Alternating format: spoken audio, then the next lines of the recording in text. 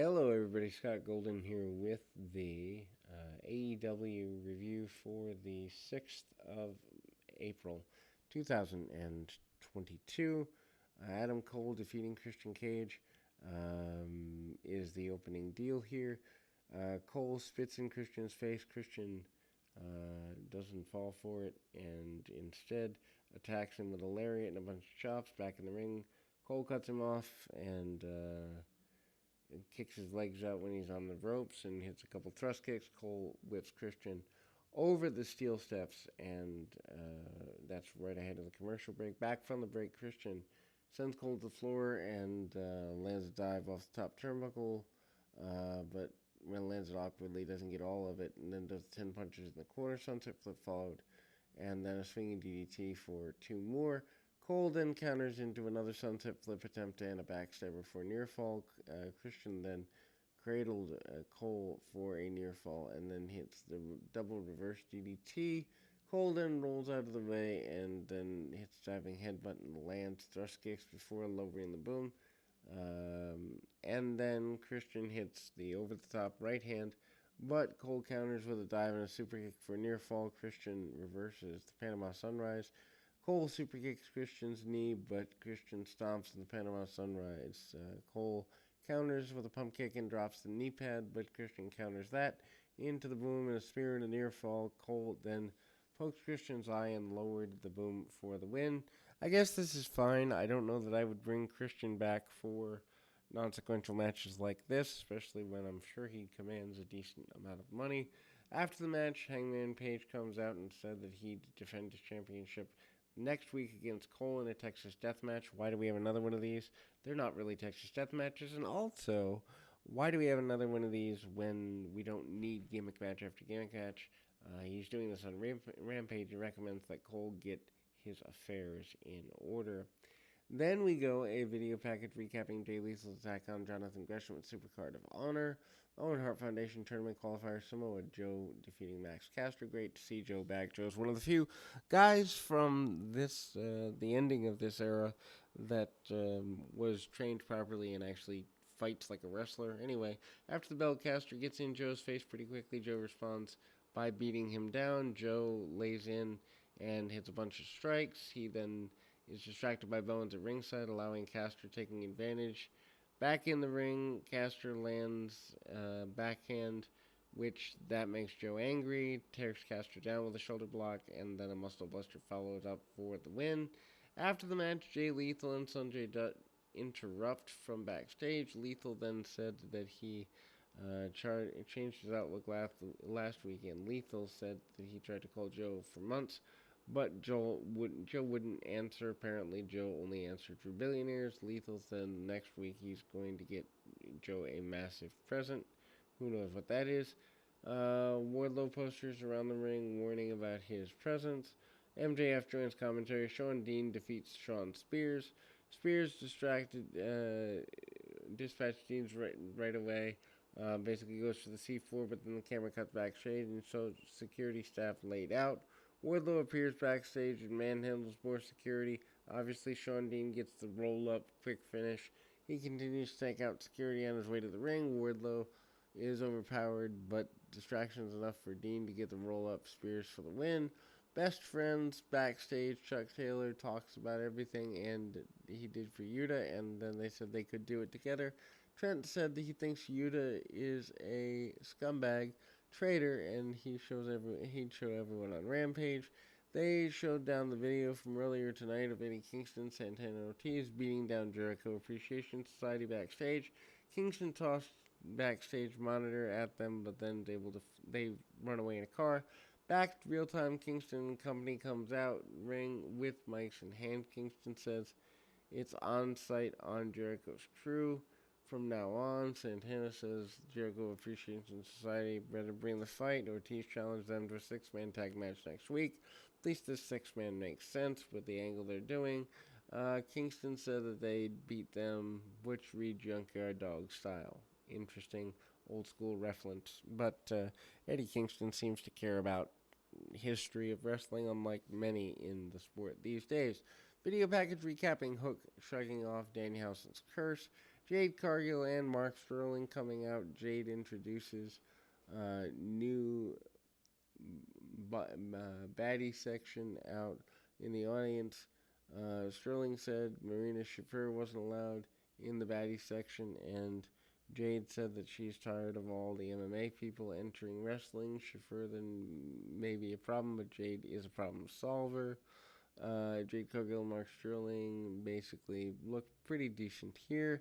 MJF and Sean Spears backstage. MJF said he said there would be twice as many guards next week before challenging Sean Dean to a match. He said he'd injured Dean worse than he ever could think of.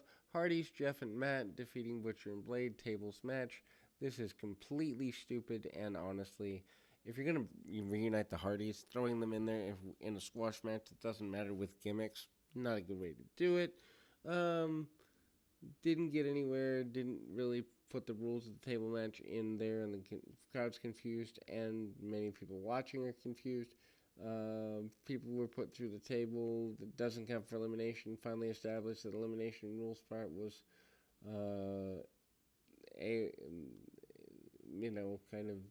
there. There is a early spot. There's lots of tables in the ring already. Two teams attacked each other on the outside, and then the bell rings. Blade beats down Jeff Hardy in the ring. Jeff avoids a shoulder tackle, and Blade is able to send crashing through the table. But that doesn't count finish because it wasn't an offensive maneuver, which is the basic idea. The only way to win is to actually hit an offensive maneuver, although how is that defined?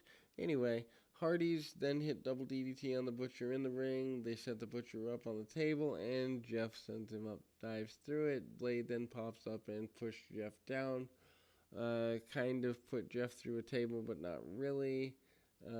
Cracked a bit, but doesn't actually go through. Legs collapse, and that's ahead of the commercial. Once back, Matt drives Butcher through the table with the elbow drop, eliminating him.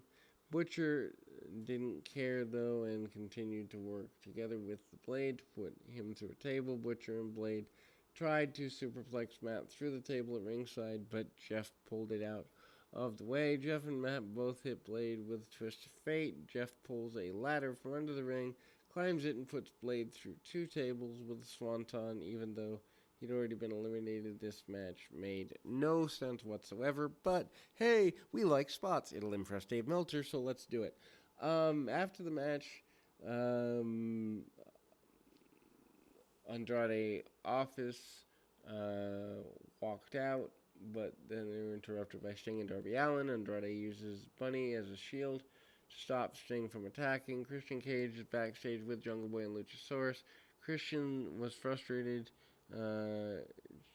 throws his water bottle and storms away. Jungle Boy refocused and said Red Dragon hadn't earned a championship match, but since they keep getting involved in their business, they challenged them to a match. What? Anyway, video package hyped Thunder Rosa versus Nyla Rose. They'll fight for the championship at Battle for the Belts. Jamie Hayter and Toni Storm are backstage. They are the entrants in the Hart tournament. Hayter said she hopes they face each other. Owen Hart Foundation tournament. Sheeta defeats Julia Hart with the Varsity Blondes. Hart attacks Sheeta before the bell, choking her with the varsity jacket. Tries to talk her down, but Hart is having trouble with that. Sends her to the back. Sheeta then counters into a cartwheel kick and hits a rising knee and a boot. And then they go out to the floor. Sheeta hits her with a signature dropkick, leaping off the chair. Hart then cuts her off with re-entry into the ring, and then they hit a DDT before the break. Back from the commercial, Sheeta comes back with a hammer, fists, and vertical suplex. She then follows up with an outside suplex for a 2 count. Hart then gouges Sheeta's eyes and hits her into a bulldog for near fall. Sheeta then avoids top rope dive and comes back with an elbow smash and a other bit of offensive maneuver. Falcon Arrow finish it for Sheeta. After the match, Serena Deeb's music played and she tried to attack from behind. Tries to get her with a chair. Sheeta had scouted well and kendo stick Deeb then opted to retreat rather than face them in a fair fight. Swerve then is out and about and ultimately is backstage. Photos are shown of him at the Grammys. He then said he didn't forget about the issues with Ricky Starks, but for now he's got stuff to do. Starks and Powerhouse Hobbs followed him and attacked him, but Keith Lee showed up and intervened. Lee pounced Hobbs through a wall. John Moxley, Wheeler Yuta, Bryan Danielson, Trent Beretta, Owen Hart qualifier, Velvet and Nightingale, and Swerve Strictly QT Marshall for this Friday's Rampage.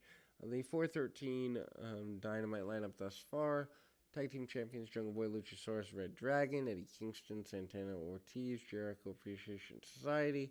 Rampage for 415, World Championship Hangman Page, Adam Cole, Texas Deathmatch, and the Battle for the Belts for 16, Women's Championship Thunder Rosa, Nyla Rose. Lots of content.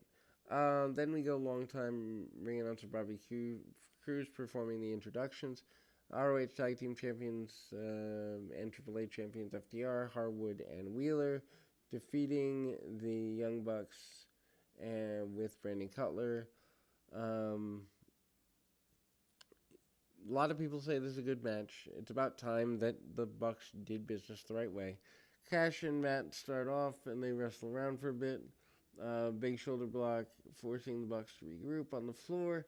Dax and Nick tag in. Nick is then frustrated and throws a headband at Dax. Dax put the trunks and tossed it at Matt. They all face off in the ring. Then we get a hockey fight moment or two here. FTR both puts the Young Bucks into sharpshooters, and the Bucks fight out and isolate Crash, landing simultaneously into Guri. They then countered to continue to beat Crash down through a commercial.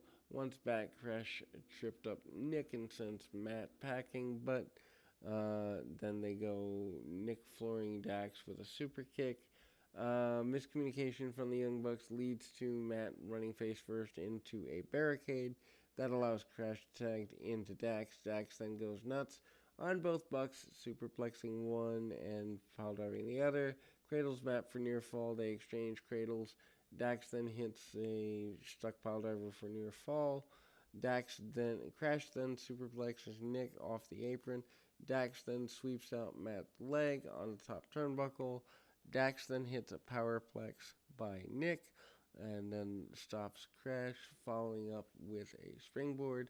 Top rope Frankensteiner. All four men are down until the Bucks hit the Bulldog dropkick combination. Nick then goes on signature and slightly running on offense, but Dax then turns moonsault into a brainbuster. On the floor, Cash hits a gory bomb in the ring for near fall. Official is then distracted. The Bucks hit Cash with a low blow, following up with the big rig for near fall. Bucks then hit a 450 moonsault combination for a near fall of their own. Cash is cradled by Matt for a near fall, but then Crash takes the belt shot and Matt rolls him up with the tights, forcing Dax to break up. A great pinfall attempt. The Bucks then are dispatched Dax with double super kicks. The Bucks then set up for the BT triggers and nailed that on Cash, but then Cash's foot falls into the ropes, and the official counts 3. The bell ring, but the official restarts the match. Bucks set up the Meltzer driver, but Dax interrupted, and FTR hit a slingshot powerbomb tombstone combination. FTR then hits the BTE trigger, giving Matt a kiss and nailing the big rig for the win. At least the right team won. It protects the integrity of the ROH championships, and the Bucks are forced to do business. Hopefully we'll be back with more right after this.